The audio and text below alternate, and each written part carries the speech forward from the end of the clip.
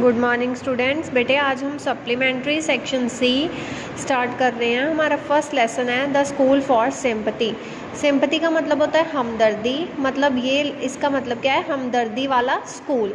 ये ईवी लूकस ने लिखा हुआ है। ईवी लूकस जो है वो एक एसेइस्ट हैं। एसेइस्ट का मतलब होता है निबंधकार। इसमें ये बताया हुआ है कि जो बच्चे मिसफॉर्च्यून, फॉर एग्जांपल जैसे कोई लेम है, कोई ब्लाइंड है, डीफ है, डम्ब है, तो उनके लिए हमने उनको न्यू सिस्टम, नॉवल मेथड से, नॉवल मेथड होता है न्यू मेथड है, उसके द्वारा उनमें हमदर्दी कैसे लानी है कि जो नीडी पीपल होते हैं उनकी हेल्प कैसे की जानी है, ये बच्चों को सिखाया जाता है। ठीक है, हम स्टोरी रीड करेंगे। I had heard a great deal. Great deal होता है बहुत सारा, बहुत ज़्यादा। Great deal about Miss Beam school but not till last week did the chance come to visit it. कहता मैंने बहुत कुछ मिस बीम के स्कूल के बारे में सुन रखा था, but not till last week did the chance come to visit it. पर मुझे पिछले हफ्ते से मौका नहीं मिला उसके स्कूल जाने के लिए। There was no one in sight but a girl of about 12 years old, with her eyes covered with a bandage, who was being led carefully between the flower beds by a little boy of some 4 years her junior.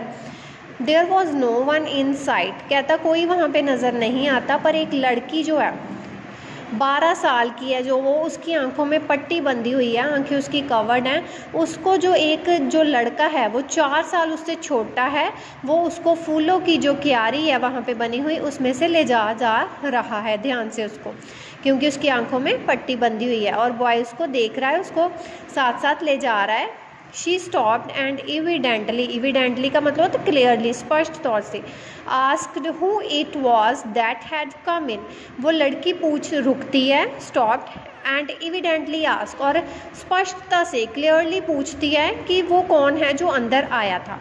And he seem to be describing me to her, और ऐसा लग रहा था कि वो लड़का जो है मेरे बारे में उसको बता रहा था।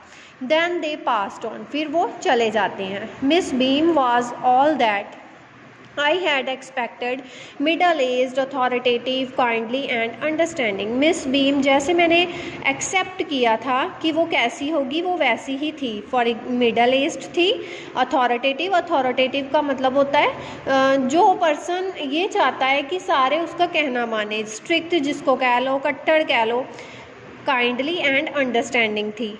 हर hair was beginning to turn grey, उसके जो बाल थे वो सफ़ेद होने लग गए थे, हो जा रहे थे। And her figure had a fulness likely to be comforting to a homesick child, और उसकी जो फिगर थी पूरन थी। फुलनेस का मतलब कम्प्लीटली, पूर्णता थी।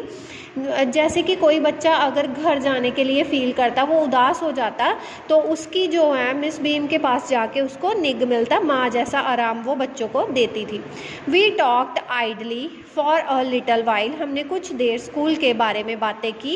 And then I asked her some questions as her to her scholastic methods, और फिर उसके स्कूल के जो मेथड्स थे उसके बारे में पूछा। Which I had heard were simple, जो मैंने सुने थे कि सिंपल, साधारण ही थे।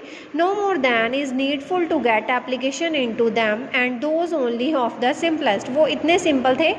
वहाँ पे जैसे स्पेलिंग कराया जाता था, एडिंग, सब्ट्रैक्टिंग, मल्टीप्लाई, राइटिंग, ये सब चीज़ें ही करवाई जाती थी। The rest is done by reading to them, बाकी का जो पार्ट था वो उनको रीड करवा के, and by illustrated discourse, discourse होता है स्पीच, भाषण के द्वारा उनको बताया जाता था।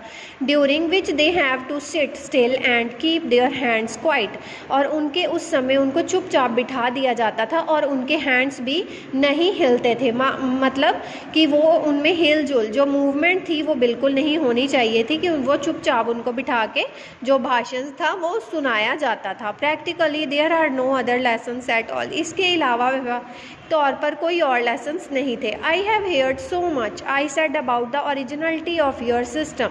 मिस बीम स्माइल्ड, वो कहता है मैंने आपकी जो सिस्टम है, ओरिजिनलिटी के बारे में बहुत सुना है। मिस बीम स्माइल्ड, वो हंसी। Yes she said I am coming to that, हाँ मैं इधर ही आ रही हूँ, मिस बीम कहती है। The real aim of this school is not so much to instil thought as thoughtfulness, humanity and citizenship. वो कहती है स्कूल का उद्देश्य ये नहीं है कि बच्चों में विचारशीलता लानी है, ह्यूमैनिटी लानी है, सिटीजनशिप नागरिकता की भावना लानी है। That is the idea I have always had, ये तो आइडिया हर टाइम मेरे दिमाग में होता ही था। And happily there are parents good enough to trust me to try, और मैं बहुत खुश हूँ कि जो पेरेंट्स हैं उन्होंने भी मुझ पर विश्वास किया है। And put it into execution, look our out of the window a minute will you. वो कहती खिड़की से 1 मिनट बाहर देखो, क्या आप देखोगे? I went to the window which commanded a large garden and a playground at the back, जहाँ पे बहुत ही एक विशाल जो बगीचा था वो नज़र आ रहा था। What do you see, तुम क्या देखते हो? मिस बीम ने पूछती थी वो। I see some very beautiful grounds, मैंने बहुत ही अच्छा जो है मैदान देखा। He said and a lot of jolly children, मैंने और खुशी से भरपूर बच्चे थे वो देखे। But what perplexes का मतलब होता है कंफ्यूज हो जाना, पजल हो जाना। मी, पर एक चीज़ थी जो मुझे कंफ्यूज कर रही थी। एंड पेन्स मी टू, और मुझे बहुत दर्द भी दे रही थी। Is to notice that they are not as healthy and active as I should wish. वो कहती जैसे मैंने आशा की थी ये बच्चे वैसे हेल्दी नहीं हैं। As I came in I saw one poor little thing being led by owing to some trouble with her eyes. मैं देखता हूँ कि एक जो गरीब सा वन पुअर लिटल थिंग, बच्चा जो है, बॉय, लेड का मतलब होता है boy, about owing to some trouble with her eyes and now I can see 2 more same plight। वो उसी कंडीशन में दो जो है लड़के और देखता है जो कि किसी मुसीबत में नज़र आ रहे थे।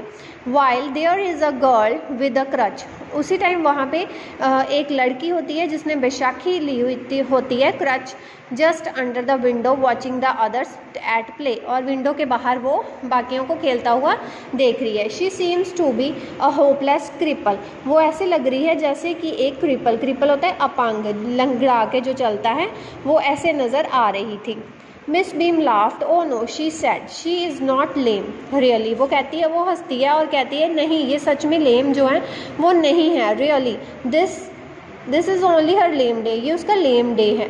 Nor are those others blind, और इसकी तरह बाकी भी जो हैं वो सारे अंधे नहीं हैं। It is only their blind day, ये सिर्फ उनका जो है ब्लाइंड डे है। I must have looked very much astonished for she laughed again। there you have an essential part of our system in a nutshell।